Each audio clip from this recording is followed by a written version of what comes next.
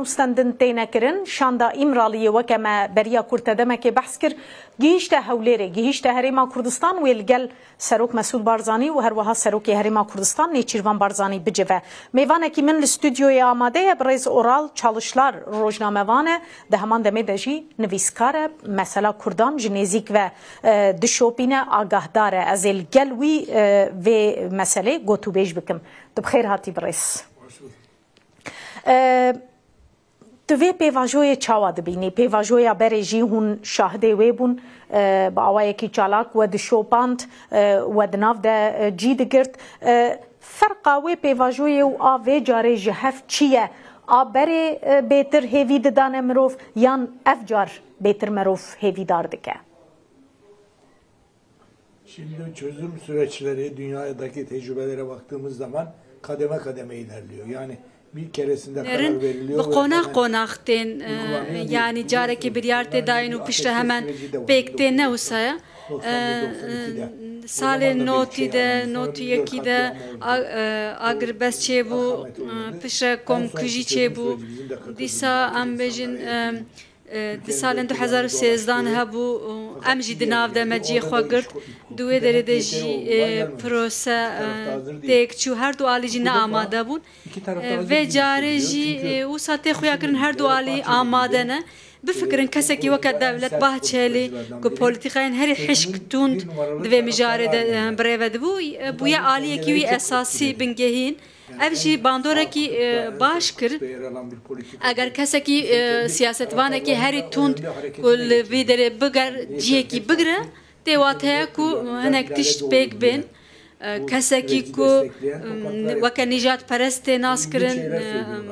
tiştên balkêş dibêjin rastî kesekî mesela yê tund dibêjin em ê bi Kurdan vî welatî ava bikin eger kesek din wiha bigotana dibe ku tiştekî cuda jî çêbibûne em di rewşekî wisa de ne rastî lê astengî jî zêde ne çok büyük bir travma. Hezaran insana jiyana xwe destaya dîsa alî derûnî de pir tişt hatine jîn her du alî jî pêwîstî heye ku her du alî jî bên îkna kirin bên qane'a kirin di wî alî de di vê mijarê de divê heta hinek tişt bên ava kirin got yani we got vê carê her du alî jî amade ne rast e wisa xuya ye her du alî jî ji berê bêtir amade ne lê cara dinê aramiyek hebû di pêvajoyê de her du alî jî aram bibûn bêdeng bibûn sîleh rawestiya bûn vê carê em bibêjin şerekî çekdarî nîne lê girtin qeyûm bin pêkirina mafan li meydanê mirov zêdetir dibîne ev yek dihêle hinekî millet bi rastî hêvî şikestî bibe çima hikûmet wisa dike vê carê Evet, şimdi anladığım kadarıyla rastî qeysa ku ez fehm dikim tiştekî wiha dibe li aliyekî li Tirkiye çareserî tê gotûbêj kirin çekdanî tê gotûbêj kirin lê li aliyekî de jî tiştê ku wana hî zêdetir xurtir bike tiştên dîtin mesela ev mijara qeyûma berdewam e hem dibêjin em ê aştiyê çêkin hem jî qeyûm deynin li wî alî ew kar mexdûr dike wî alî rastî jî nakok e çawa heta niha birêve çû e jî matmayê me me rastî me berê jî behs kiribû eger hûn ji alîkê de dibêjin çek deynin û hûn dibêjin bera bangawaziyekî wiha çêbibe û ji bo ku rêxistinê îkna bike hûn bangawazî bi öcalan dikin lê ciyek dî jî hûn dixwazin dîsa alozî çêbibin yani berava jiyek tiştek heye yani nakok e rastî jî dîsa CHP bûye armancê desilatê ji ber ku CHP û Dem Partî nêzîkî hev bibûn duyalê de jî dixwazin wana hinekî ji hev dûr bixin yanî karên ne rastên kirin ya rastî divê Öcalan bangawaziya çekdanî bike û Tirkiye jî bawayekî demokratîk hinek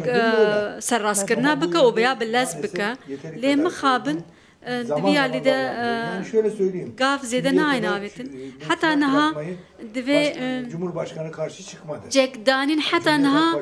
kas lehemberi cekdanin dernek hetiye. Ne MHP ne CHP ne Deslat kas buha yani dernak hevel hemberi veki. Le binge hek cihati amada kırın. Le rasti ve devlet edi gavin makul baveje. Van bu yer ne webser kevab ditnawe eğer waha berdevam bikel aliye ki qayyum alozi la aliyedin danustandın ve karibim serkevin. Yani şuna benziyor. Dişibevi tişteki hun ciyeki le dxil ciyeki dibin ama aştiye çepkin. Hun biryar bidin. Hun tuxazın lewan bidin, hun tuxazın aştiye çepkin. Yani her du havre nabin rasti. بفي شكلي زحمتي تشدب